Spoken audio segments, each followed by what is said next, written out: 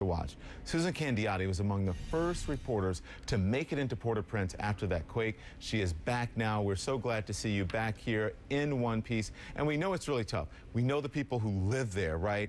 It's tough for them.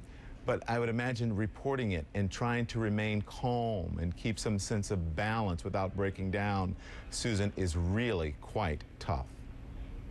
It's difficult, and you almost feel guilty coming back, Don, because there's so much more to do down there. And of course, our team and so many others are watching it and reporting on it. It's hard to believe that 1 week ago, my team and I were still on the ground reporting in Haiti this night after flying there the night of the earthquake. From the start, we steeled ourselves for images we knew would last a lifetime. We're finally getting onto a helicopter here in Santo Domingo to make our way to Port-au-Prince. Let's go. From the second we boarded a helicopter heading across the Dominican Republic into Haiti, our team braced for the worst. Imploded buildings on the outskirts of Port-au-Prince, the first sign of even more devastation to come. Once we landed, the dead.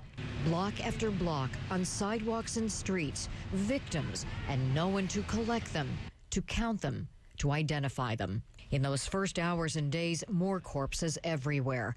Crushed inside a hotel, we wondered, was this victim a worker, a visitor, a guest? Would his family ever find him? In the streets, confusion, fear. A few scavengers pulled chairs from the ruins of a hospital. A children's center next door, gone. Running down the street, men carrying wooden coffins. An anguished mother took us to a music school where her son was last seen. Mark is only 12 years old.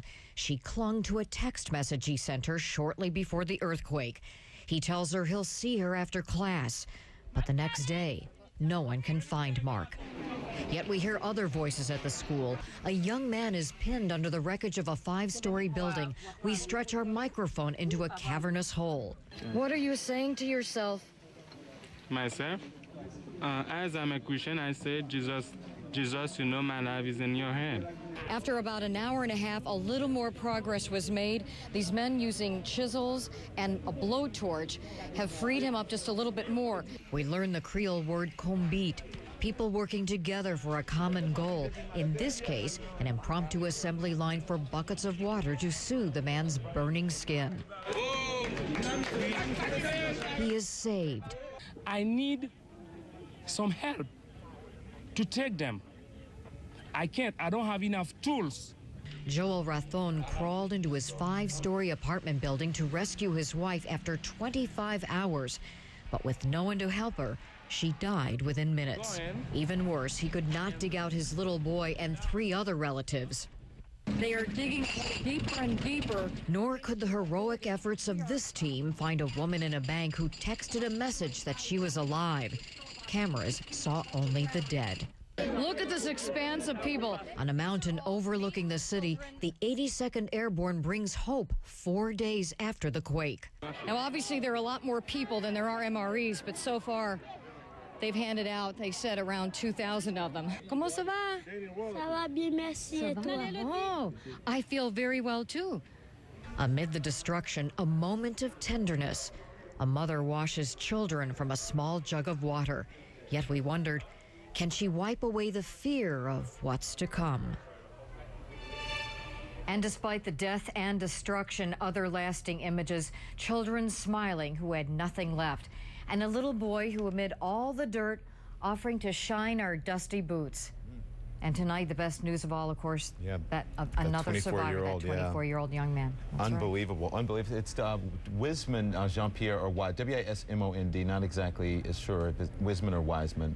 Anyway, Mr. Jean-Pierre pulled out just a short time ago, 24 years old. Susan, you know, really unbelievable. And the one of the last scenes that you showed us there was when you were standing on top. Remember the live shot you did for us at 10 p.m. Yes. Last weekend?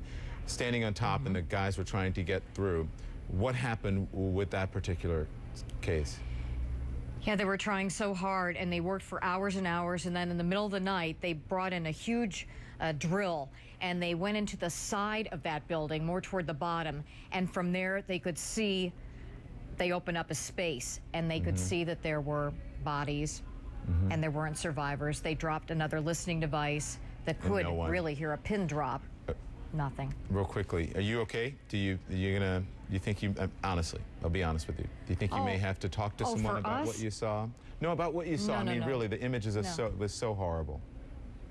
Well, this is something that every reporter who covers this kind of a story, naturally the images are in your mind, and you talk it out, and people who need extra help will get extra help. But really, I keep coming back to what the Haitian people are going through and their resiliency, and those are the people that we really need to worry about the most. But thank you for asking. Yeah, we understand that. And listen, we get that part of it, but it's true. I mean, if you see those things, it's going to affect you. So I was just wondering how you are doing. Thank you so much, Susan. We really appreciate it. Nice job, by the way.